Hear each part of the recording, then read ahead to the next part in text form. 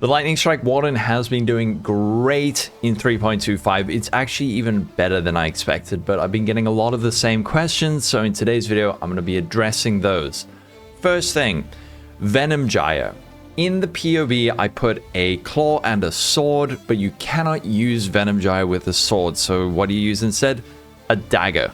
The reason that I put a claw and a sword, that's more for Lightning Strike. I should have put a dagger, that's just my mistake. Just read the skill gem and it'll explain it. Now the next thing is, how am I running 250% auras, also Herald of Ice and Bark Skin? And the answer is you need to allocate Charisma, you need to allocate this Mana Reservation Efficiency Wheel, and you need to allocate Leader of the Pack. Now I've spec'd out of Bark Skin, I'll explain why in a sec, but you need these three. If you cannot fit them all in, drop Herald of Ice. While we're using Precise Technique, this provides a marginal extra bit of cold damage, but we aren't really making use of the shatters of this. So it's not too bad dropping Herald of Ice, but if you get all three of these, then you can fit in all of these auras. As for which auras during the campaign, I was using primarily, after allocating Charisma, I was using Purity of Elements and then Anger, but later with tinctures, which are really broken, really even better than we thought, you can even just use one tincture before you've taken all these points. I decided, let's swap out Anger for Grace a bit earlier, and then the damage was still fine. So Purity of Elements, Grace, and then Bark Skin, and you can also use your Herald of Ice if you've allocated all of these. Next is, when do I swap to double claw? A lot of people were seeing me using 2 claws instead of ambidexterity. The answer to this question, you can swap to double claw when you have 2 good claws. So once you're playing Lightning Strike, instead of doing this, you unspec this. Remember, you can use gold at Faustus. In King's March, you unspec all of this. Well, not that far, but you unspec that and then instead go up this way and grab Claws of the Magpie, and inherent attack speed bonus from dual wielding is doubled while wielding 2 claws. So when you have 2 good claws, start keeping your eyes peeled. Also remember to use the black market with Faustus in King's March to find good claws. I got this one from him, which was an amazing find. So double claw when you have 2 good claws. Next question, when do you swap to shield? And this one I was thinking about and struggling to answer a bit. When do you go 1 claw and a shield? My answer to that is when you swap to crit, but we need to now answer, when do you swap to crit? So I'm now on a 5 link and I am running crit and it feels really good. How do I do this? Well, firstly, we do need to do a bit of a respec on the tree. I'm currently level 77. Check the crit swap tree, or I can even post this one. But if we can get this Cornered Prey wheel, this grants us 190% increased crit chance against bleeding enemies. The 2 points before it have 10% chance to bleed, to answer that question. This is a 190% increased crit chance. Next, we have our tincture. This is 179% increased crit chance with melee weapons, not even perfectly rolled. So this is granting us a crazy amount of crit, which is then being scaled by our tincture nodes and our ascendancy. So this thing alone is giving us, I think, about 350% increased crit chance. Plus this, well, this alone is giving us, let's see where our crit chance is, 26. With my tincture up, it goes up to 49. And this is not taking into account the Nightblade base crit, or the bleeding enemies, or the power charges that we are getting from the next thing, which is Assassin's Mark. So when you swap over to crit, instead of using Sniper's Mark, you want to use Assassin's Mark to get increased crit. And also, if you go increased crit, Precise Technique, remove it. Otherwise, you will deal no extra damage from crits. All right. Hopefully that answers when to swap over to crit. Next question is, which tinctures do I use? My answer for this is a prismatic tincture for increased elemental damage with melee weapons. This does apply to the projectile portion, yes, and then a crit tincture.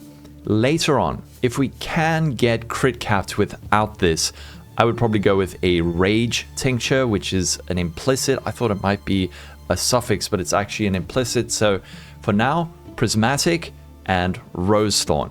As for which modifiers you want on your tinctures, one like this is great. As for which explicit modifiers we want on our tinctures, the prefix we want is increase effect and increase mana burn rate. Make sure it's this one. There's another modifier, I believe it's reduced effect and then reduced mana burn rate. Don't get that one. And then as for suffixes, increased melee weapon attack speed is excellent. We also have melee weapon damage penetrates elemental resistances. This one's also really good. If you're going crit, another good suffix is crit multiplier with melee weapons. And then once we play more, we'll explore more, but these are the ones I'm going for. I'm pretty sure these are the best ones for now.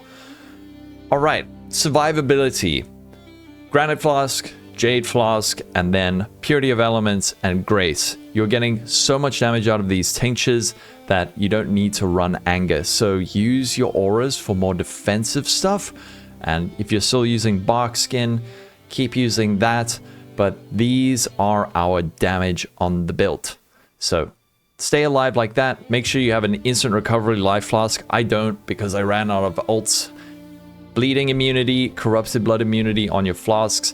Roll your flasks better than me. Mine are really bad. Again, I ran out of alterations, so try get better suffixes than this.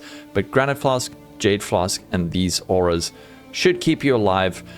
We are a bit squishy early on, but we are getting much tankier, much quicker.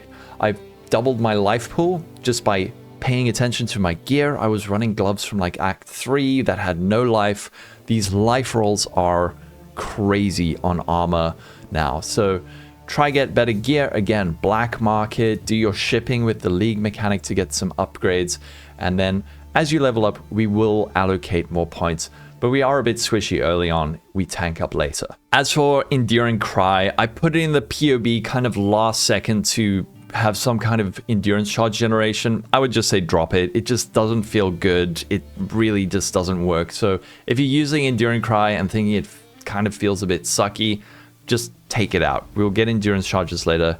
Don't worry about it. Another hugely important thing, especially for new players, always attack without moving. Make sure you have this on, otherwise Lightning Strike is going to feel so gross. What you do to get this, you actually click on your skill bar, click it, and then always attack without moving. Make sure this is on, and you can do the same with other skills like this, your VAR Lightning Strike, and well, pretty much that's it. But always attack without moving is very, very important. Now, there is one thing that I need to talk about, which is a very annoying bug that I noticed on stream last night, which is that the linger effects from Enduring Suffusion is kind of turning off when you use a life flask. So I'm going to put on my tinctures. You can see I'm building up stacks of mana burn. I hit 12. Now I have 6 seconds of free uptime from my Enduring Suffusion. That counted down. But let's watch what happens when I use a life flask. So we go up to 12, we get our 6 free seconds. I use a life flask and it instantly goes off. This is very annoying. We suspect it has to do with colloidal mixture. 15% increased effect of tinctures if you've used a life flask recently. So we think this is kind of interacting with the linger in a weird way that just turns it off. We have reported it to GGG, so hopefully they are looking at it, but just be aware, if you have your tinctures up, try not to use your life flask. Don't just spam it randomly. Use it when you need it until they fix it. As for one other thing before we go, Oath of Winter. This is really good. When you swap to crit, grab Oath of Winter. Unspec Barkskin, Oath of Winter is your best friend. The reason we are only taking it after crit is that without crits, we don't really have a decent chance to freeze. So it didn't feel that good when we weren't crit. After you go crit, that's when you start noticing like everything is getting frozen. So when you go crit, Oath of Winter. One thing that I did try, and you can try it too, but if you're still on the non-crit version of the build and you want to try out Oath of Winter because it's really good, what you can do is unspec Forces of Nature and then do a bit of a repath down this way and then grab Primeval Force, but path on the left side.